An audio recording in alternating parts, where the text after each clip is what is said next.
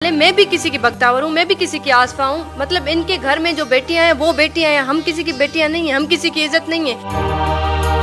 इनको मरियम नवाज तो पाकिस्तान की बेटी लगती है, पर हम जो इंसाफ के लिए दर बदर हैं, हम इनको नजर नहीं आते हैं। मैं इन सरदारों से डरती नहीं हूँ। मुझे अगर खौफ है तो अल्लाह की जात का है, मैं किसी से डरने वाली नहीं हूँ। मुझे लगता है कि मेरी जब भी मौत होगी गोली से ही होगी। ये सरदार और जागीरदार किसी को भी नहीं छोड़ते। ये रियासत मदीना है, क्या किसी आम आदमी को रियासत मदीना में इंसाफ मिल सकता है?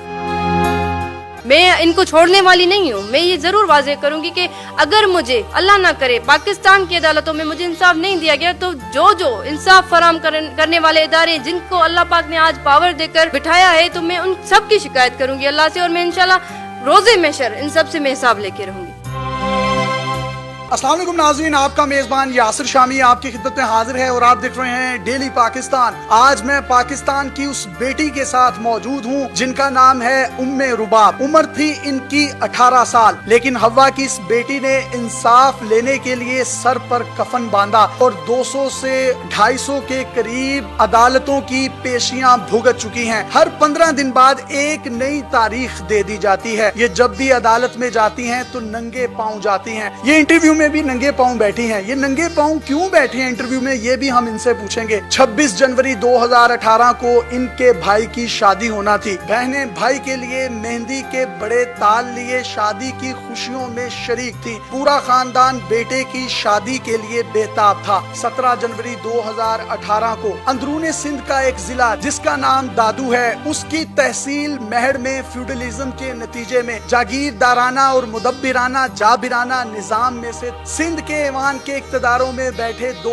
MPs हैं जिनका ताल्लुक चांडियो फैमिली से है। उन्होंने इनके बाप को, इनके चचा को, इनके 65 साला बुजुर्ग दादा को गोलियां मारकर हलाक कर दिया। इनकी दादी को बेवा किया गया। दादी को 2 जवान बेटों की मौत का रंज बर्दाश्त करना पड़ा। एक ही घर से 3 लाशें उठी तो पूरे गांव में कोहराम मच गया। घर में कोई मर्द ना रहा तो इंसाफ के लिए हवा की बेटी उम्मे रुबाब ने सोचा कि मैं जब तक अपने दादा, बाप और चचा के कातिलों को, जो कि बड़े जागीरदार हैं, जो कि सिंध असेंबली के सिटिंग MPs हैं, उनके खिलाफ अदालतों में जाऊंगी। नंगे पांव अदालतों में क्यों जाती हैं, कितनी पेशियां भुगत चुकी हैं और इंसाफ की मुंतजिर हैं। इनसे बात करते हैं और इनकी कहानी आपके रोंगटे खड़े कर देगी। उम्मे रुबाब, आपके बाप का मर्डर हुआ, आपके चचा का मर्डर हुआ, आपके दादा का मर्डर हुआ, एक कबायली खानदान से ताल्लुक है और आप हमारी कबायली बहन है। ये स्टोरी है क्या, कहानी है क्या, किन लोगों ने मारा आपके घर से 3 लोगों को? मैं अदालतों को बहुत मुकद्दस समझती हूँ। मैं अपनी माँ की जगह समझती हूँ, और मैं जब जाती हूँ तो मैं बावजूद जाती हूँ, और मैं इसीलिए नंगे पाँव जाती हूँ कि मेरे पाँव की जो गंदी जूतियाँ हैं वो मैं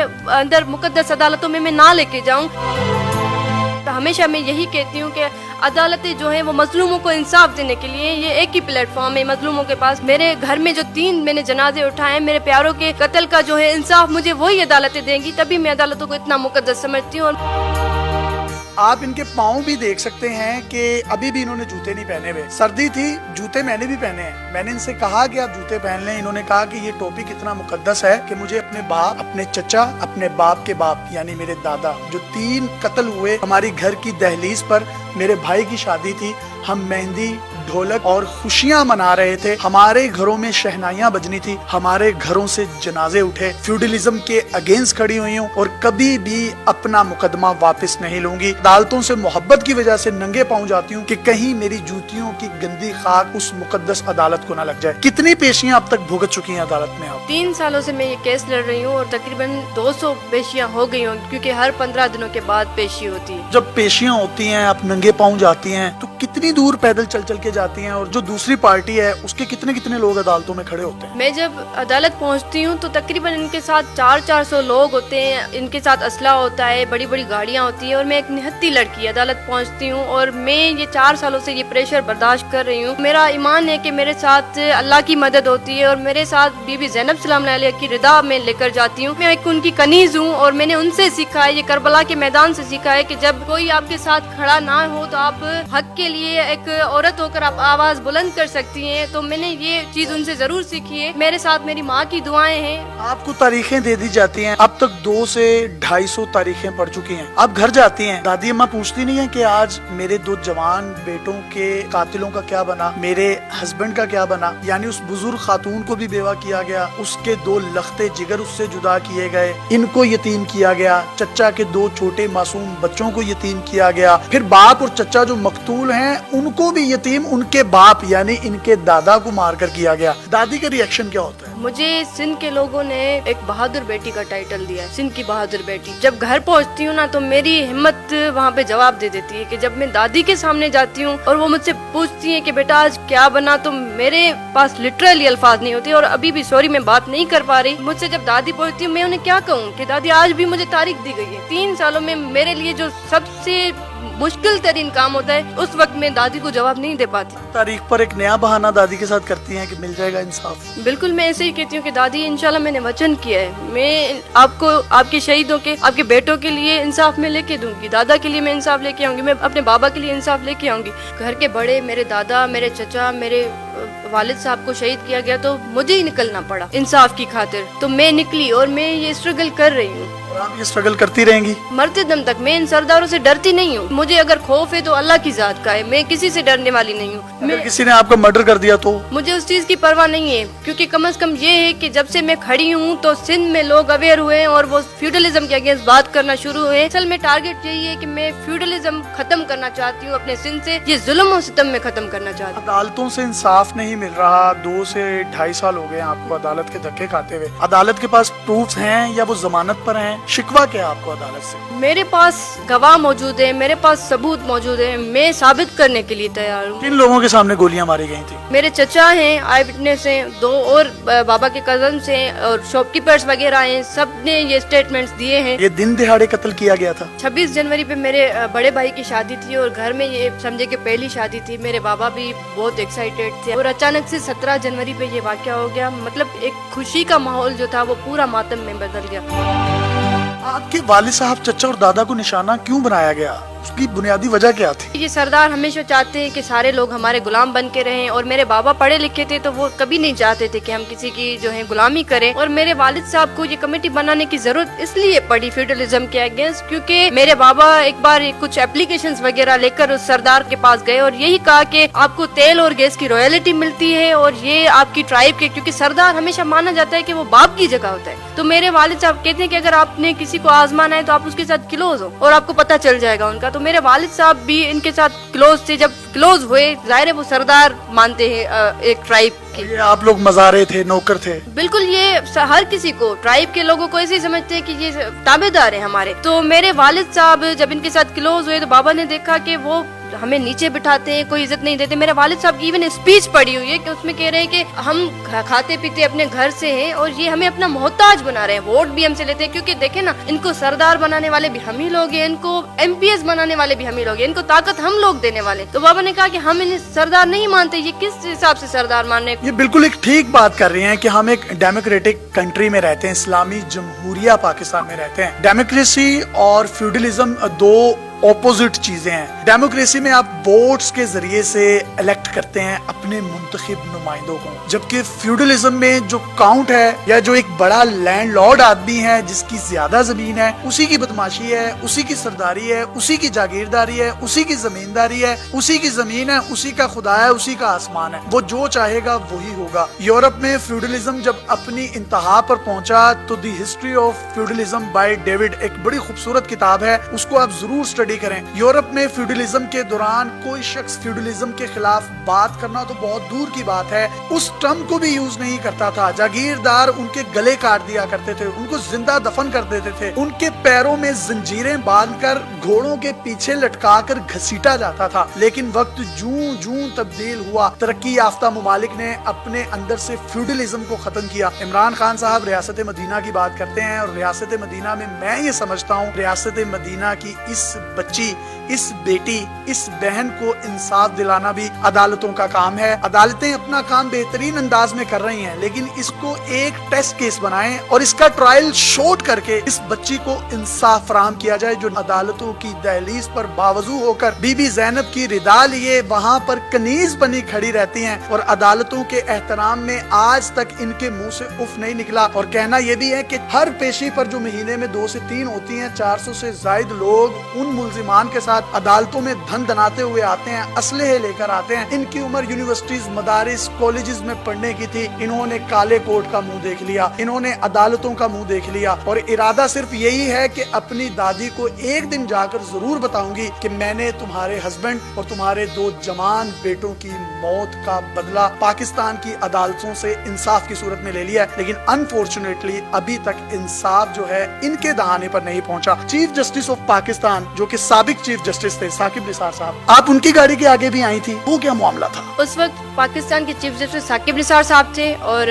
मुझे पता चला कि वो कराची रजिस्ट्री आ रहे हैं और मेरे पास कोई और ऑप्शन नहीं था, क्योंकि सिंध पुलिस टोटली कॉम्प्रोमाइज थी, पूरा रिकॉर्ड टेम्पर हो चुका था। जब कराची पहुंची तो मैंने देखा वहाँ पे बहुत ज्यादा क्राउड था और सारे लोग अपनी शिकायतें लेकर खड़े थे कि चीफ जस्टिस साहब सुमोटो एक्शन ले। तो उस क्राउड में जाहिर साकिब निसार साहब की नजर मुझ पे नहीं पड़ती। मैंने अपनी जान की परवाह ना की और मैंने साकिब निसार साहब की गाड़ी रोकने की कोशिश की, पर मुझे बड़ा अफसोस है इस चीज का कि पाकिस्तान की इस बेटी को उस जगह पे भी नहीं देखा गया। साकिब निसार साहब की गाड़ी 1 मिनट के लिए भी नहीं रुकी, क्योंकि मैंने एक रिस्क लेकर उनकी गाड़ी रोकने की कोशिश की। वो सिटिंग चीफ जस्टिस थे पाकिस्तान के। उल्टा वहाँ पे ये हुआ कि पुलिस वालों ने मेरे बाजू से पकड़कर मुझे सड़क के उस पार फेंक दिया कि आप चली जाएं यहाँ से। तो मैंने हिम्मत फिर भी नहीं आ रही। फिर आप दादू से सफर करती हुई कराची पहुंची थी कितने घंटे का, और चीफ जस्टिस साहब की गाड़ी के आगे आई और पुलिस वालों ने उठा के सड़क के उधर फेंक दिया, फिर भी हिम्मत नहीं आ रही? बिल्कुल, मैं दादू से 4.5 घंटे का सफर करके गई थी और सुबह के टाइम में तकरीबन 8 बजे में जाकर वहाँ पे खड़ी हो गई। आपने कुछ गिफ्ट भी किया था उनको, एक सोशल मीडिया पर क्लिप वायरल हुआ था, वो क्या था? मुझे पता चला 1 मंथ के बाद कि साकिब निसार साहब फिर सखर आ रहे हैं। वहाँ जब मैं गई तो मैंने स्टेज पे जाकर उनको एक छोटा सा कुरान शरीफ गिफ्ट दिया, और वो कुरान शरीफ में इसलिए लेके गई थी कि मैंने जाकर उन्हें कहा कि सर मैं आपसे इंसाफ की भीख मांगने आई हूँ, क्योंकि मैं एक पाकिस्तान की बेटी हूँ और अभी अल्लाह पाक ने आपको एक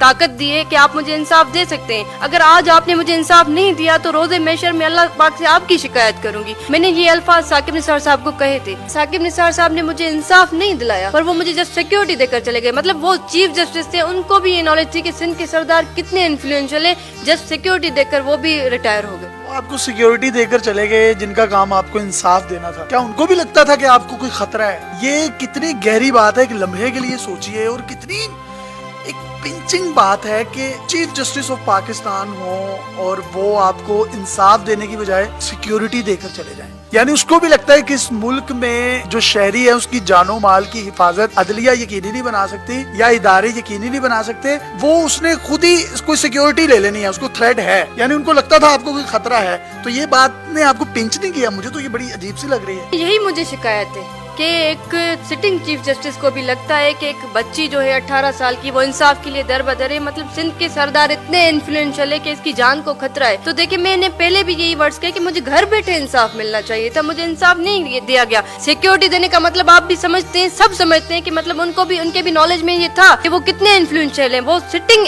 MPs है, इस वक्त भी वो MP हैं। तो पीपल्स पार्टी, बिलावल भुट्टो या किसी बड़े स्टेक होल्डर से नहीं आप मिली, उनकी कंप्लेन नहीं की उनको? मुझे पीपल्स पार्टी से वही शिकायत है कि उन्होंने मेरे सर पे दस्ते शफकत कभी नहीं रखा। उन्होंने उल्टा वो अपने दोनों MPs को प्रोटेक्ट कर रहे हैं। सब अपनी बच्चियों वाले। मैं भी किसी की बख्तावर हूँ, मैं भी किसी की आसफा हूँ। मतलब इनके घर में जो बेटियां हैं वो बेटियां हैं, हम किसी की बेटियां नहीं है, हम किसी की इज्जत नहीं है। इनको मरियम नवाज तो पाकिस्तान की बेटी लगती है, पर हम जो इंसाफ के लिए दरबदर हैं, हम इनको नजर नहीं आते हैं। सियासतदानों से, जागीरदारों से, और ये मुदब्बिराना जाबिराना जमींदार सिस्टम जिसको इंग्लिश में फ्यूडलिज्म कहते हैं, इसके अगेंस्ट खड़े होना, आपको पता है ये खतरों से खाली नहीं है। आपकी जान इंतहाई सिक्योरिटी रिस्क पर है। बिल्कुल मुझे अंदाजा है, और मैं आज ये रिकॉर्ड पे लाना चाहती हूँ कि मुझे लगता है कि मेरी जब भी मौत होगी गोली से ही होगी। ये सरदार और जागीरदार किसी को भी नहीं छोड़ते। मैं इसीलिए हमेशा कहती हूँ कि सारे इकट्ठे हो जाएं। मुझ मजलूम का ये बात क्यों कहती हैं कि आपकी मौत गोली से ही होगी? अल्लाह ना करे आपको गोली लगे, अल्लाह करे आपको इंसाफ मिले। और हमारे निज़ाम इंसाफ में बैठे मुंसिफ, मैं बल्कि चीफ जस्टिस ऑफ पाकिस्तान से पर्सनली हाथ जोड़ के रिक्वेस्ट करता हूँ कि ان کے الفاظ سینوں کو چیرتے ہیں کہ مجھے جب بھی کچھ ہوا تو مجھے گولی لگے گی. ایک چھوٹی سی ننھی سی بچی کہہ رہی ہے, میں army chief general Qamar Javed Bajwa Imran Khan صاحب سے یا کوئی بھی ہماری اس ویڈیو کو دیکھ رہا ہے اقتدار کے ایوانوں میں بیٹھا شخص, تو اس بچی کو ضرور انصاف دلوائیں. سٹوری انتہائی دردناک ہے, 2 سال سے عدالتوں کے چکر لگا رہی ہیں, لیکن مجال ہے کہ کوئی شخص ان کو سنتا ہو. ہمارا سسٹم مجھے لگتا ہے فیل ہو چکا ہے. ایک بچی انصاف کے لیے ایک ہمت کر کے سرداروں اور جاگیرداروں کے خلاف کھڑی ہے. اس میں نا امید نہیں ہوئی ہوں, پر میں ایک بچی ہوں, میں تھک گئی ہوں. میں کتنی اسٹرگل کروں گی, میں کتنا لڑوں گی. جسٹس سے عمران خان صاحب سے یا کسی ریاست مدینہ کے دعویدار سے کچھ کہنا چاہیں تو کہہ سکتی ہیں. عمران خان صاحب سے, وہ ہمارے پرائم منسٹر ہیں, کہ سر آپ کی پارٹی کا نام تحریک انصاف ہے اور پاکستان کی ایک بیٹی انصاف کے لیے در بدر ہے, اور یہ ریاست مدینہ ہے. کیا کسی عام آدمی کو ریاست مدینہ میں انصاف مل سکتا ہے؟ میرا کیس جو ہے عدالتوں کے لیے ٹیسٹ کیس ہے. میں چیف جسٹس آف پاکستان سے اگین ریکویسٹ کرتی ہوں کہ سر اس میں آپ سو موٹو ایکشن لیں. ایسا نہ ہو کہ میں تھک جاؤں. میں تھکنے والی نہیں ہوں, میں ہمت ہارنے والی نہیں ہوں. میں تو اپنی ہمت کر کے لڑ رہی ہوں. 3 سالوں تک یہ کیس جو ہے اس کا فائنل ڈیسیژن نہیں آ سکا ہے, تو آپ سوچیں کہ ہمارے ملک میں جو عام آدمی ہیں ان کے ساتھ کیا ہوتا ہوگا. آپ نے ایک لفظ یوز کیا کہ میں ایک بچی ہوں اور میں تھک گئی ہوں, یہ نہ ہو میں تھک جاؤں, اس سے کیا مراد ہے؟ میں اس لیے کہہ رہی ہوں کہ ایسا نہ ہو کہ میں تھک جاؤں, کیونکہ میں نے آج تک ہمت نہیں آ رہی. میں نے بہت سی مشکلات کو فیس کیا ہے. جو میری عمر تھی 18 سال سے 21 سال کی عمر میں, یہ میری کھیلنے کودنے کی عمر تھی. میری جو عمر کی بچیاں ہیں وہ آج تک اپنے فیملی کے ساتھ, اپنے بابا کے ساتھ نخرے کرتی ہیں. میں ان کو چھوڑنے والی نہیں ہوں. میں یہ ضرور واضح کروں گی کہ اگر مجھے اللہ نہ کرے پاکستان کی عدالتوں میں مجھے انصاف نہیں دیا گیا, تو جو انصاف فراہم کرنے والے ادارے جن کو اللہ پاک نے آج پاور دے کر بٹھایا ہے, تو میں ان سب کی شکایت کروں گی اللہ سے, اور میں انشاءاللہ روزے محشر ان سب سے میں حساب لے کے رہوں گی. جن لوگوں نے ان کو انصاف دلوا سکتے ہیں انصاف نہ دلوایا, تو یہ کہتی ہیں کہ میں اللہ کی بارگاہ میں روبرو کھڑی ہوں گی اللہ کے سامنے اور شکایت کروں گی ان لوگوں کی کہ ان لوگوں نے مجھے انصاف نہیں دیا. میرا باپ مار دیا, میرا چچا مار دیا, میرا دادا مار دیا, اور تو اور ننگے پاؤں اس مقدس عدالت عالیہ کی میں تحسین کرتی رہی, ادب کرتی رہی, احترام کرتی رہی, کرب سے گزرتی ہوئی, تھکی نہیں, اکی نہیں, جھکی نہیں, نہ جھکوں گی کبھی. اور جب لگے گی میرے سینے پر گولی لگے گی, اللہ نہ کرے میرے منہ میں ان کے ساتھ اس طرح کا کوئی سانحہ پیش آئے, اس سے پہلے کہ یہ حادثہ سانحہ بن جائے اور سانحے کے بعد کسی بڑے سانحے کو جنم دے, نئی نسلوں میں نفرتیں اور قدوتوں کے بیج بوئے. میری تمام سٹیک ہولڈر سے ایک مرتبہ پھر سے ہاتھ جوڑ کر اپیل ہے کہ رباب کو ضرور انصاف فراہم کیا جائے. فیوڈلزم جیسی لعنت جب تک پاکستان سے ختم نہیں ہوگی یہاں تبدیلی نہیں آئے گی. آج ہمارے اقتدار کے ایوانوں میں بیٹھے ہوئے میجورٹی میں لوگ وہ ہیں جن کے اثر رسوخ ہیں. The large land owning families جو پاکستان کی ہیں, انہوں نے اپنا تشخص ایسا بنا لیا ہے کہ ان کے سامنے اگر کوئی شخص صوفے پر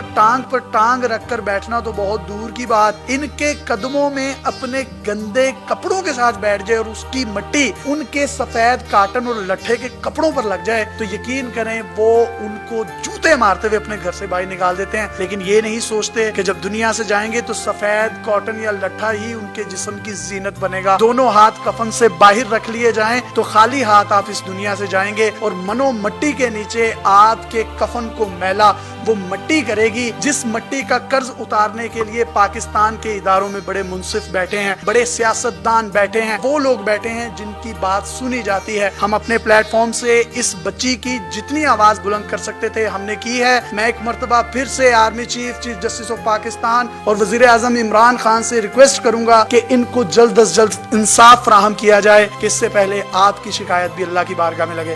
اللہ حافظ.